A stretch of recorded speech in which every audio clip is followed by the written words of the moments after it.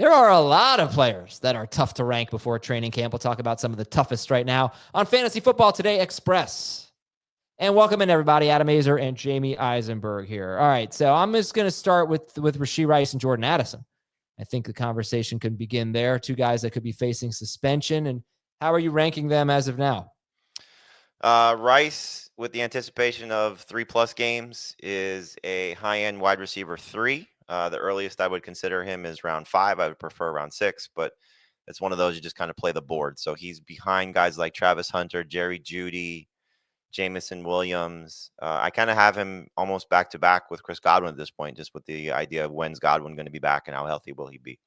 Addison was always a tricky player for me to begin with because while I do like the fact that he's entering his 3rd year, I do like the fact that he's in a very prolific passing offense, and I do believe in J.J. McCarthy.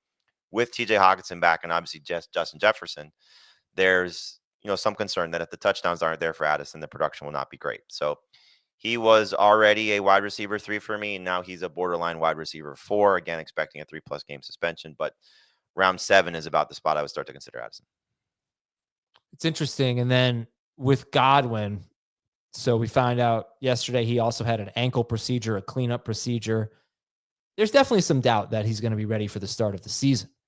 And his A, availability, and B, production has such an impact on other players on the Bucs. So how are you ranking the Bucs wide receivers right now, and whether or not it affects Baker Mayfield? I don't know. You can touch on that too. Doesn't impact Baker Mayfield. He's still QB7. Hasn't impacted Mike Evans, who's still wide receiver 21. For me, still concerned with the age and the addition of Emeka Egbuka plus Godwin back because he's going to play at some point.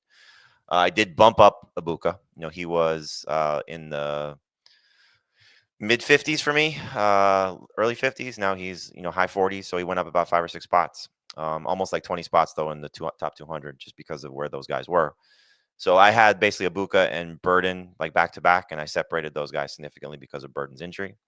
So yeah, it'll impact Jalen McMillan too. I just think that Godwin's not out for the year, and so more the curiosity for Godwin and Egbuka is who's going to play the predominant slot role for the Bucs, and I think it will be Godwin still because I think both those guys could be interchangeable.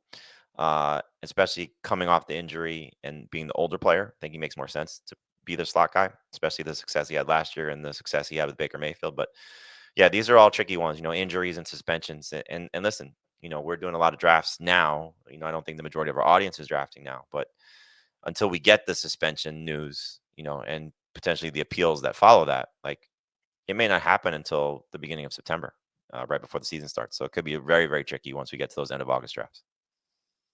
Yeah, and Jalen McMillan, I was looking at Jalen McMillan's slot rate last year. It was usually around 30%. So he's an outside guy that can move around. But you do have to think about at least the possibility that if Chris Godwin's healthy, maybe Egbuka doesn't play that much. He can play inside and outside. Maybe he just takes McMillan's spot. Maybe McMillan doesn't play.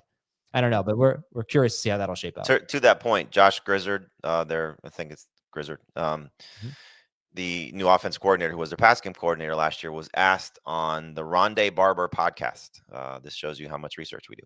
The Rondé Barber podcast, who is the player who I think it was who could be a breakout player this year? Who's the player that impressed you the most in the spring? I don't remember the phrasing of it, but he did say Jalen McMillan. And he said, building off of what he did last year, and he even addressed this. He said, everybody thinks because we drafted Emeka Egbuka that McMillan's just pushed aside. He goes, that's not the case by far.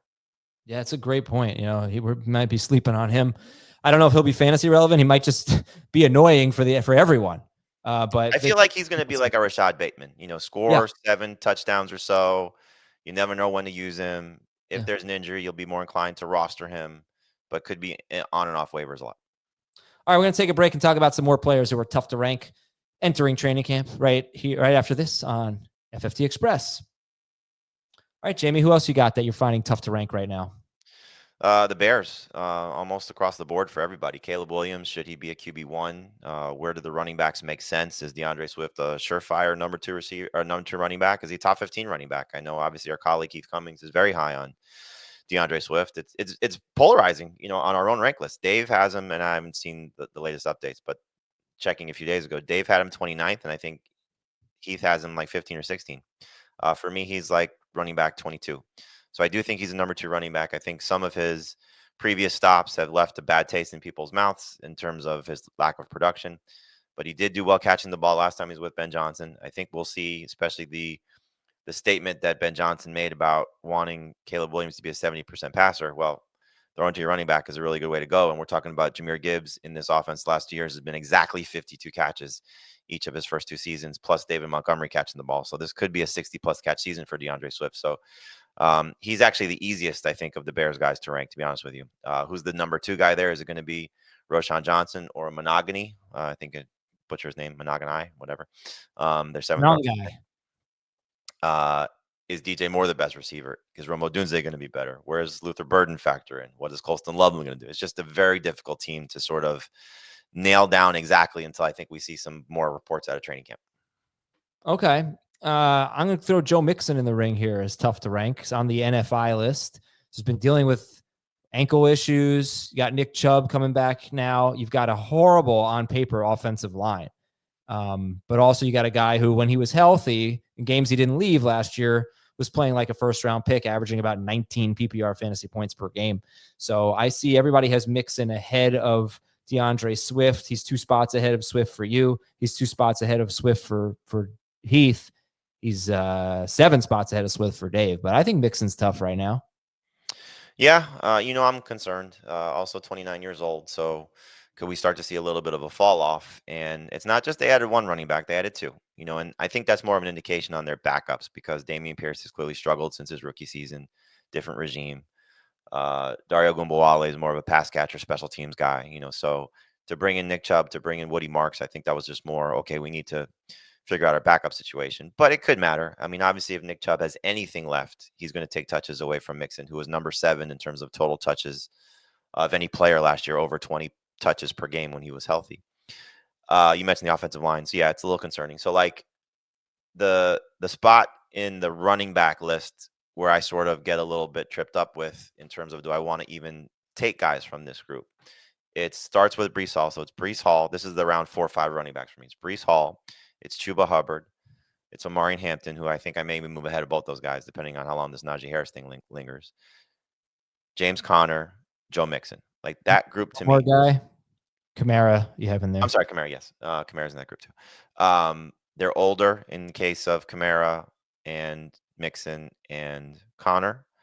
They're getting more competition almost across the board for those guys, not outside of Conner. Everybody got somebody in their backfield this year. Hubbard got 2 guys. Hall did not get anybody else, but he got a new coach that expressed some interest in using the other guys. But so you see, there's like a lot of questions with this, particular group of guys, and you still have a lot of great receivers. The quarterbacks are going to be in the mix.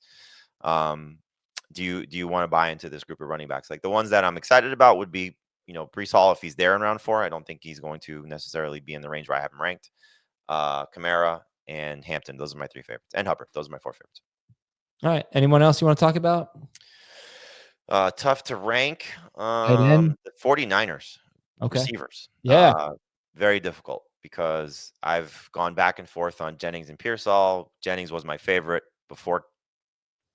I don't want to say before camp, a couple weeks before camp, before he expressed, concern about his contract. And then Pearsall was my favorite. And then Pearsall showed up on the pup list and Jennings practiced. Now Jennings is back to be my favorite. I just know I would take both those guys over Ayuk pretty consistently. I hope ADP starts to reflect that. I know at one point this offseason, it was still Ayuk as the number 1 receiver for the 49ers. I doubt that's going to be the case. But to me, as long as Pearsall continues to be out, Jennings is the easy guy to take as the first 49ers receiver. How do you feel about those guys right now? I still go with Pearsall because a guy who's not practicing on July 24th. This is why we don't draft this early. But I go with Pearsall. It was really kind of came down to watching the tape and just seeing, I feel like Pearsall is clearly a superior athlete capable of doing more. This is an offense that is so good at creating yards after the catch. And Jennings is a guy who ran like a worse than 4.7 40. So I don't think he's going to be great after the catch. Whereas Pearsall, get the ball in his hand. I think he fits the 49ers so well. I like them both, but I like Pearsall better. If the injury lingers into August, then I think, you've brought it up so many times. He's got the the history of injuries that you just got to start getting worried about it. But right now, I'm not going to let the practice status bother me yet. So I'm still going Pearsall 1.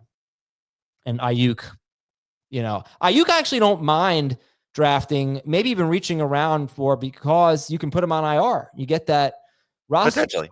Yeah, right. You got to have some indication that that's going to happen, but you get that roster spot, and then he becomes one of the best IR stashes, but probably around 10 for me or later on Ayuk. All right. Thank you, Jamey. And we will talk to you all tomorrow on Fantasy Football Today Express.